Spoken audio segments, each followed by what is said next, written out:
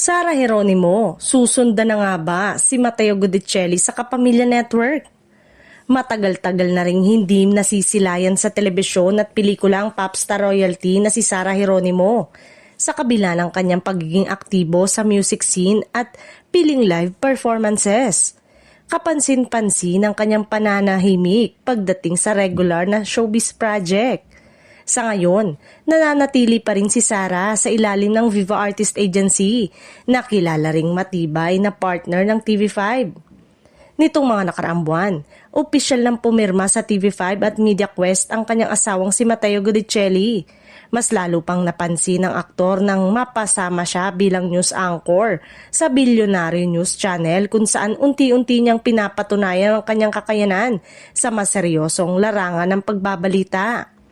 Dahil dito, hindi maiwasang mapatanong ang publiko, kumusta na nga ba si Sara Geronimo? At susunod na nga rin ba siya sa yapak ng kanyang asawa sa Kapatid Network? Ayon sa mga impormasyong lumabas, pinag-uusapan na umano ang posibleng pagbabalik ni Sara sa mas aktibong showbiz exposure, partikular sa telebisyon at pelikula. Isa raw sa mga napagpipilian ay ang posibilidad na mapanood si Sara sa mga proyekto ng TV5. Kasunod ng patuloy na pagpapalakas ng network sa paggawa ng mga original program at pelikula sa ilalim ng MediaQuest. Kung matutuloy ito, malaking dagdag lakas umano si Sara sa hanay ng mga artista ng Kapatid Network. Bukod sa kanyang star power, swak na swak din ang pagpasok ni Sara Geronimo dahil maaari siyang magsilbing inspirasyon at mentor sa bagong henerasyon ng mga artista ng TV5 at MediaQuest.